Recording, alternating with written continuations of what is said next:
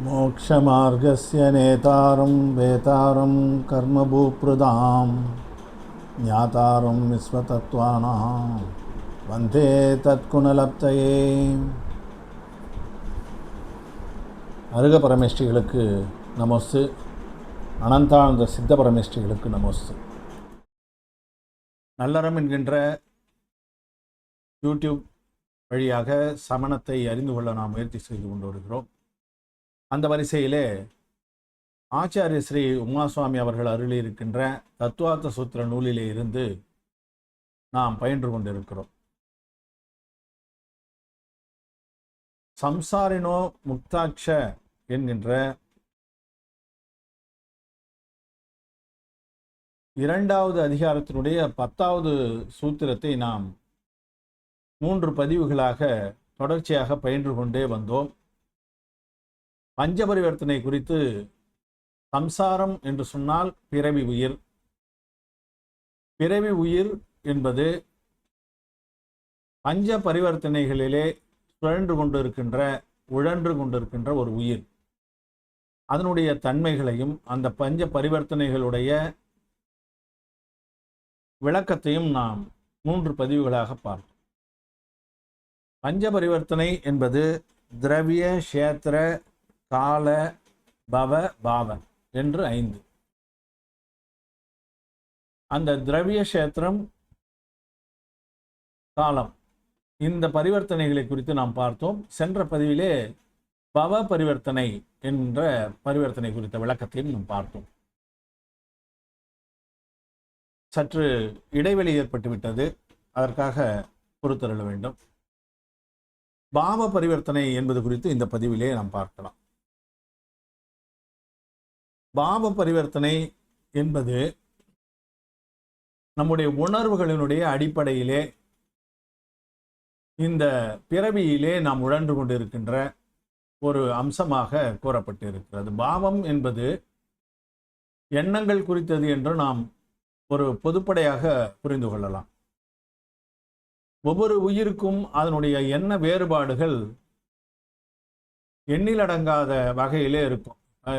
யாருமே பார்த்தீங்கன்னா 2 மிகவும் நெருங்கியவர்களாக இருந்தாலும் கூட அவர்களுடைய எண்ணம் ஒரே மாதிரியெல்லாம் இருக்காது. ஒரே மாதிரி சிந்திப்பவர்களுக்கு கூட அவர்களிடையே சில வித்தியாசங்கள் காணப்படும். அது சிறு சிறு வித்தியாசங்களாக மிகவும் மைன்யூட்டு, மிகச்சிறிய அளவிலே கூட அந்த வித்தியாசங்கள் இருந்தால் அது எல்லாமே ஒன்று தனித்தனி பாவம் தான்.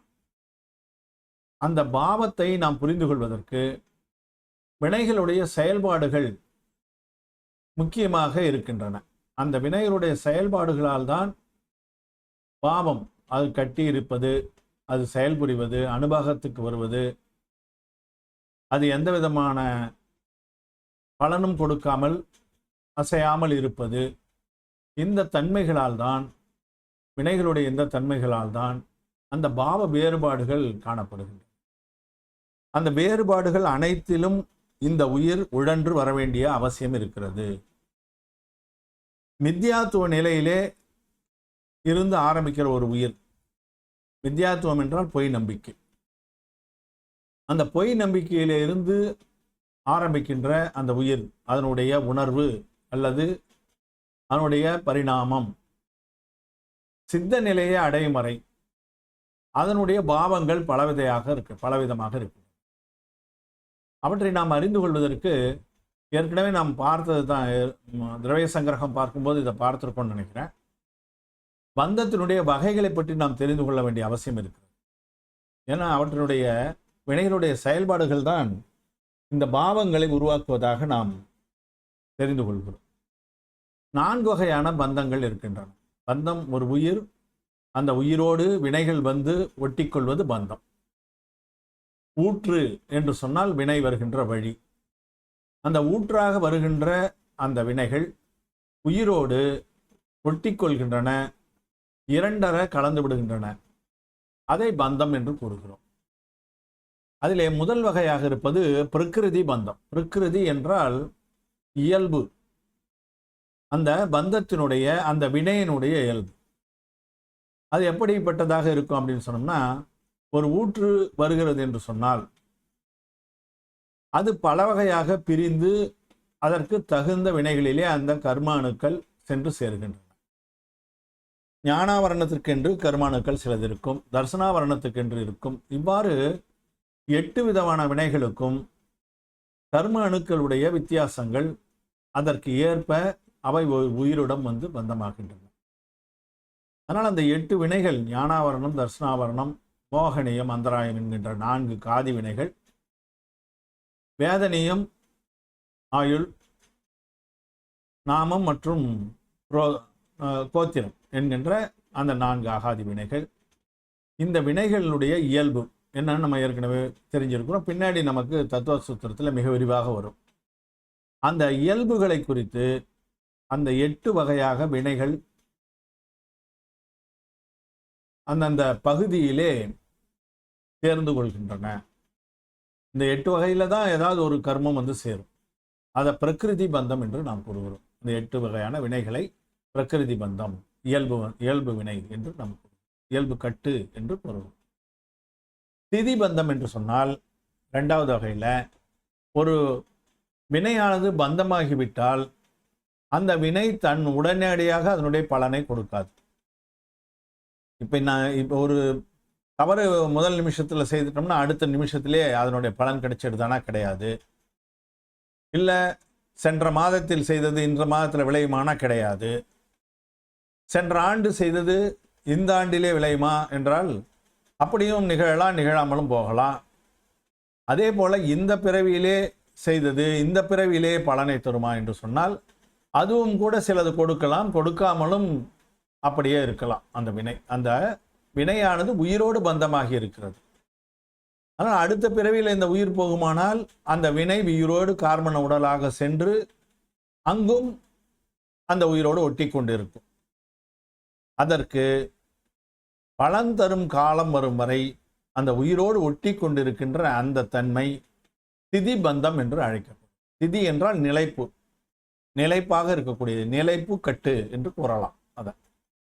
அதனால் அது ஸ்திதியாகி அந்த உயிரோடு ஒட்டி கொண்டே இருக்கும்.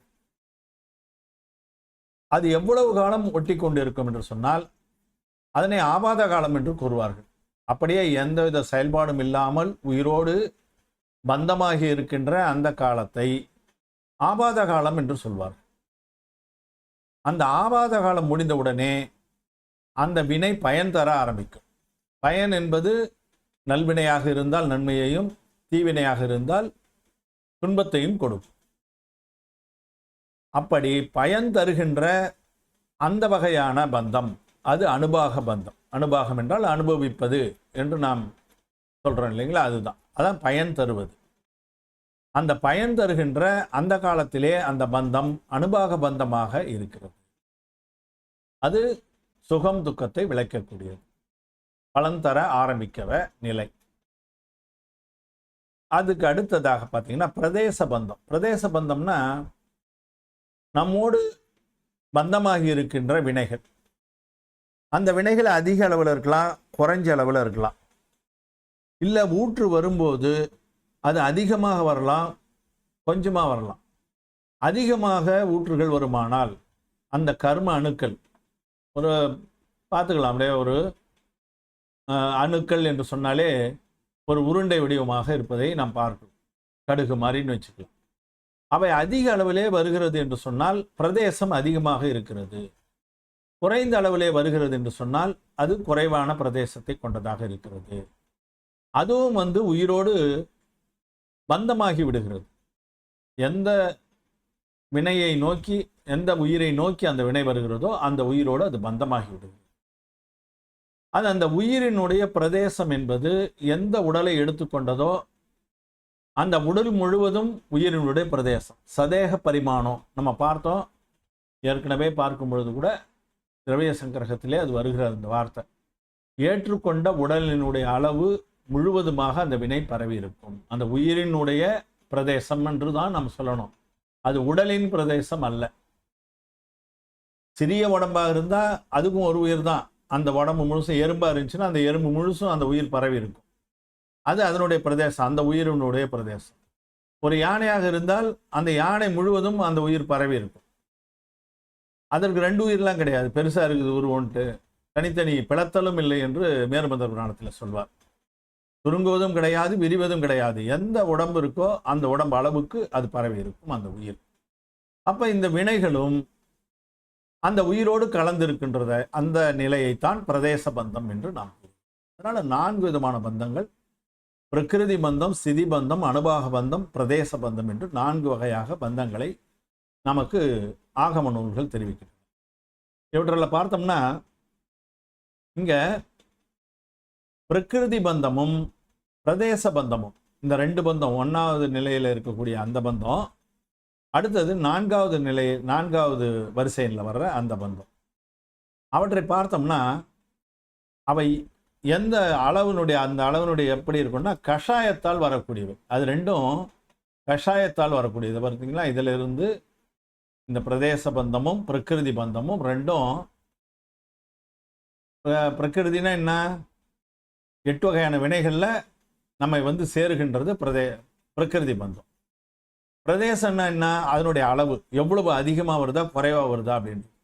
இது எதை வைத்து நிர்ணயிக்கப்படுகிறதுனா நம்முடைய உயிர் கொண்டிருக்கின்ற கஷாயங்களை வைத்து. கஷாயம் அதிகமாக இருந்தால் பிரகிருதி பந்தமும் அதிகமாக வரும், பிரிவுகளும் பல பிரிவுகளிலே நமக்கு வினைகள் சேரும். அதே போல அது அடைத்து கொள்கின்ற இடம் அல்லது வருகின்ற அந்த எண்ணிக்கை, அந்த புற்கள பரமாணுக்களுடைய மூலக்கூறு போன்றவை அவற்றுடைய எண்ணிக்கையும் அதிகமாக இருக்கும். அப்படின்னா என்ன அர்த்தம்னா அதிக அளவில் வினை கட்டும் என்று அர்த்தம். அதுபோல வினைகளுடைய பிரகிருதிகளும் எல்லா பிரகிருதிகளும் சேரும், அதனுடைய எண்ணிக்கையும் வரும். அளவு கொஞ்சம் மாறுபடலாம். அதே நேரத்தில் அது தங்கியிருக்கின்ற காலம்னா எதுங்க, நம்முடைய ஸ்திதி பந்தம். அந்த ஸ்திதி பந்தமும் அனுபாக பந்தமும், செயலுக்கு வருகின்ற அந்த பந்தமும் எதை பொறுத்து இருக்கும் அப்படின்னு சொன்னா யோகம் செய்கின்ற செயலை பொறுத்து இருக்கும். அந்த உயிர் எந்த செயலை செய்கிறதோ அந்த அளவுக்கு அந்த யோகத்தை குறித்ததாக இருக்கும்.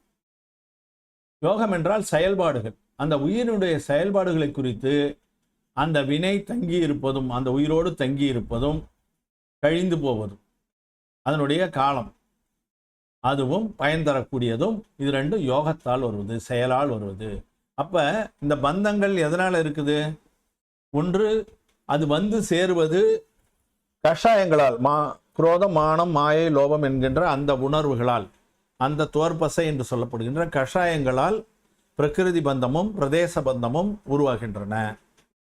அது அந்த உயிரோடு தங்கி இருக்கக்கூடிய ஸ்திதி பந்தமும் பயன் தரக்கூடிய அனுபாக பந்தமும் அந்த உயிரினுடைய யோகத்தை பொறுத்தது, செயலை பொறுத்தது. நற்செயலா தீச்செயலா என்று நம்ம 2ஆ பிரித்து சொல்லலாம் இல்லைங்களா? அதனுடைய வலிமையும் மந்தத்தனத்தையும் இதையெல்லாம் பொறுத்ததாக இருக்கும் என்று நமக்கு இந்த நூல்கள் கூறுவதை நம்ம பார்க்கிறோம். இப்ப இதை எதற்காக நம்ம அதை பார்க்கணும்னா, யோகம் என்று நாம் சொன்னது செயல்.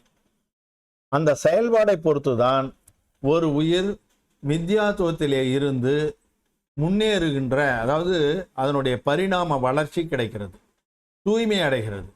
அந்த உயிர் தன்னுடைய வினைகளை எல்லாம் தொலைத்து அல்லது தன்னுடைய பொய் நம்பிக்கையை குலைத்து கொண்டு நற்காட்சியை பெறுவது, அது ஒரு பரிணாமம், அந்த உயிரினுடைய பரிணாமம்.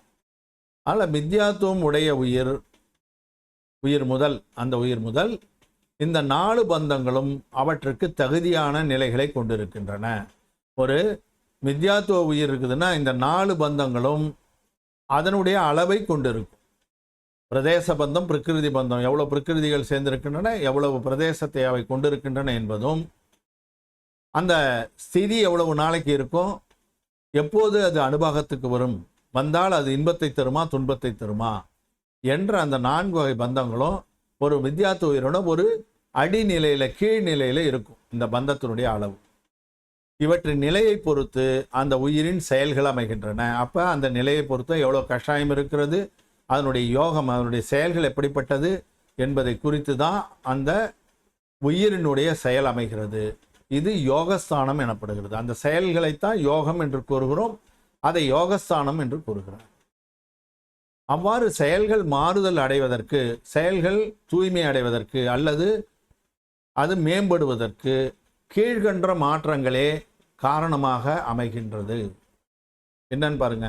அனுபாக பந்த அத்தியவசாய ஸ்தானம். அனுபாக பந்தம் அதனுடைய நிலை, அதனுடைய ஸ்தானம்.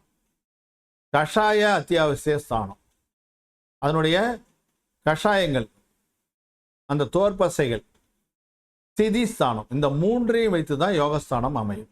இவற்றால் விளைவது உயிரின் யோகஸ்தானம். இந்த அனுபாகம் மாறும்போது, கஷாயத்தினுடைய அத்தியாவசாய ஸ்தானம் மாறும்போது, ஸ்திதி ஸ்தானம் மாறும்போது, ஸ்திதி ஸ்தானம்னா அது அந்த உயிரோடு ஒட்டி இருக்கின்ற அளவு, அது முன்ன இருக்கலாம் பின்ன இருக்கலாம், அதான் ஸ்தானம். அதே போல் கஷாய அத்தியாவசிய ஸ்தானமும் அப்படித்தான். கஷாயத்தினுடைய அளவுகள் அதை வைத்து அதனுடைய ஸ்தானம் இருக்கும்.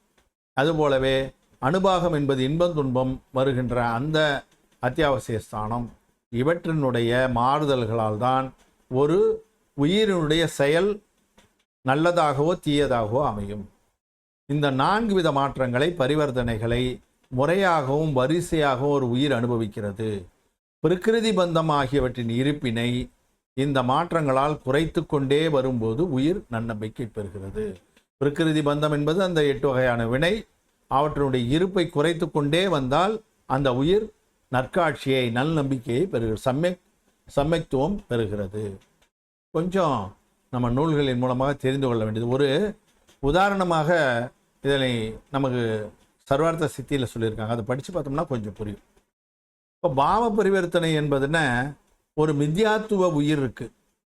அந்த மித்யாத்துவ உயிரினுடைய யோகஸ்தானம், அதனுடைய மிகவும் குறைந்த யோகஸ்தானம் ஒன்று இருக்கிறதுன்னு வச்சு. அனுபாக அத்தியாவசிய ஸ்தானம் அதுவும் அடிப்படையான ஸ்தானமாக இருக்கிறது, மிகவும் கீழ்நிலை ஸ்தானம். கஷாய அத்தியாவசிய ஸ்தானமும் இருக்கிறது, அதுவும் வித்யாத்துவ உயிராக இருக்கிறதால் அது கீழ்ஸ்தானம். ஸ்திதி ஸ்தானமும் இருக்கிறது. இப்போ இவ்வாறு இருக்கும் பொழுது முதலிலே அதனுடைய செயல்பாடுகள் மாறுகின்றன, அந்த உயிரினுடைய செயல்பாடுகள் மாறுகின்றன. இது உயிரினுடைய செயல்பாடுகள் இவ்வளவு இருக்கும், இத்தனை வகைதான் இருக்கும்னு எண்ணி பார்க்க முடியாது. அது அசங்கியாதம், எண்ணிக்கை அடங்காத செயல்பாடுகள் இருக்கின்றன ஒரு உயிருக்கு. அவற்றை எல்லாம் அசங்கியாதம் என்று சொல்லிக்கொண்டே வந்தால் நமக்கு அதை விளக்குவதற்கு சற்று குழப்பம் ஏற்படும். 4 ஸ்தானங்களாக நம்ம வைத்துக் கொள்ளலாம். எல்லாமே 4 ஸ்தானம் ஆனால் அது நிறைவடைதுன்னு வச்சுக்கலாம் ஒரு உதாரணத்துக்கு. அப்போ யோகஸ்தானம், முதல் யோகஸ்தானமானது வருகிறது. அதற்கு அடுத்தது அந்த மித்யாத்துவத்திலிருந்து அது மேம்பாடு அடையும் போது, ஒரு ஸ்டெப்பு மேம்பாடு அடைஞ்சிடுச்சு, அடுத்த 2வது ஸ்டெப்பு மேம்பாடு அடையும் பொழுது 2வது ஸ்தானம் வருகிறது. 3 ஸ்டெப்பு அது நன்னம்பிக்கையை நோக்கி, நற்காட்சியை நோக்கி தன்னுடைய யோகத்தினை நல்வழியிலே செலுத்தும் பொழுது 3வது ஸ்தானம் ஏற்படுகிறது. அதற்கு அடுத்து 4வது ஸ்தானம் ஏற்படுகிறது. இப்போ நம்ம உதாரணத்துக்கு தான் இந்த 4 வச்சிருக்கிறோம். ஏன்னா அதிகமாக போனால் நம்ம எண்ணிக்கையை கணக்கிட முடியாதுனால உதாரணத்துக்கு 4. இது அசங்கியாதம் என்பதை ஞாபகம் வச்சுக்கணும். இந்த மாதிரி யோகஸ்தானங்கள் எவ்வளவு இருக்கின்றன என்று சொன்னால் எண்ணிக்கையில் அடங்காத யோகஸ்தானங்கள் இருக்கின்றன. இப்போ நம்ம அதை லிமிட் பண்ணி 4 தான் முடிவு அப்படின்னு வச்சுக்கிறோம், இதான் நிறைவடையுதுன்னு வச்சுக்கிறோம். அப்படி 4 யோகஸ்தானம் தான் மொத்தத்திலே இருக்குன்னா அந்த 4 யோகஸ்தானங்களையும் முடிவடைஞ்ச உடனே அனுபாக அத்தியாவசிய ஸ்தானம் 1 உருவாகும். முதல் ஸ்தானத்தில் அனுபாக அத்தியாவசிய ஸ்தானம் 1 மட்டும் உருவாகும். அதன் பிறகு பார்த்தீங்கன்னா மறுபடியும் யோகஸ்தானம் 1 வரணும், 2 வரணும், 3 வரணும், 4 வரணும். அவ்வாறு மறுபடியும் 2வது தடவை நிறைவடைந்தவுடன் அனுபாக அத்தியாவசியஸ்தானம் 2 வரும். ஒவ்வொரு தடவைக்கும் இந்த ஒரு அனுபாக அத்தியாவசியஸ்தானத்துக்கும் யோகஸ்தானம் முழுவதுமாக நிறைவடைய வேண்டும்.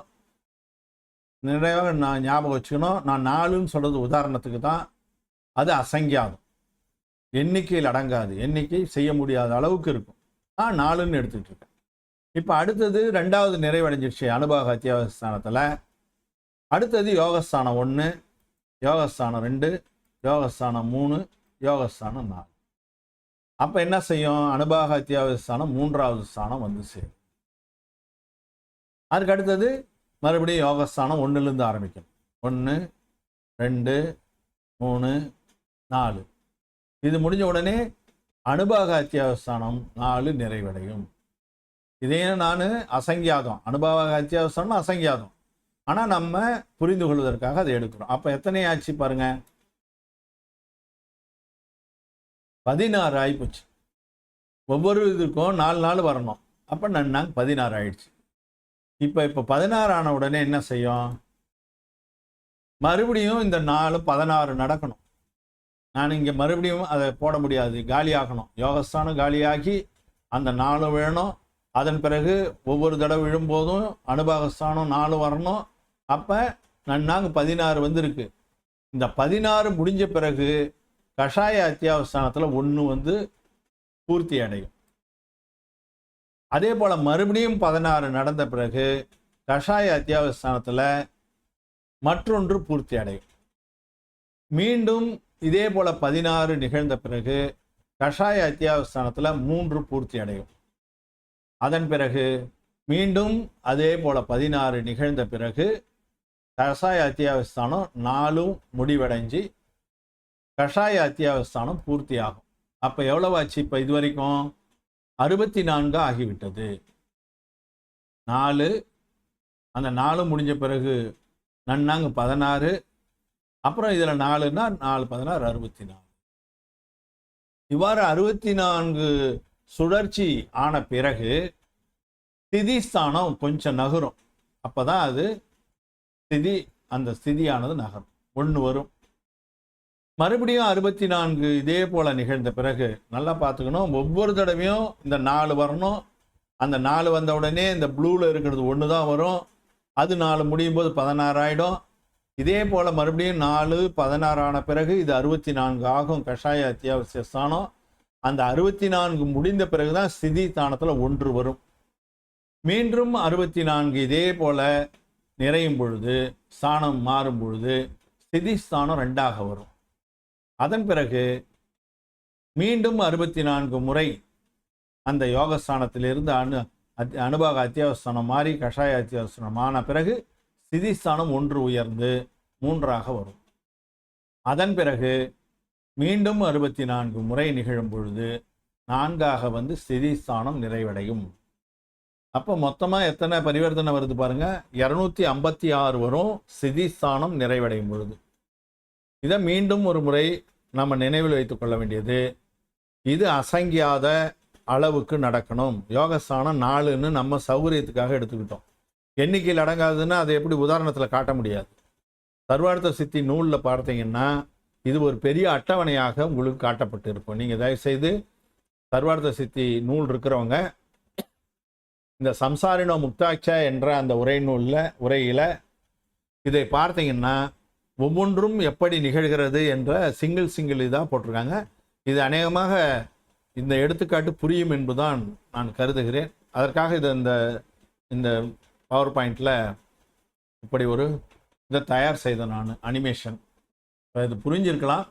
அப்போ தான் ஒரு பாவம் முன்னேறும், ஒரு பாவனை பூர்த்தி அடையும். அசங்கியாத யோகஸ்தானங்கள் பூர்த்தி அடைஞ்ச பிறகு, அசங்கியாத அனுபவ அத்தியாவஸ்தானங்கள் பூர்த்தி அடைஞ்ச பிறகு, அசங்கியாத கஷாய அத்தியாவஸ்தானங்கள் பூர்த்தி அடைந்த பிறகு, அசங்கியாத ஸ்திதிஸ்தானம் நிறைவடைந்த பிறகு ஒரு பாவ பரிவர்த்தனை நடைபெறும்.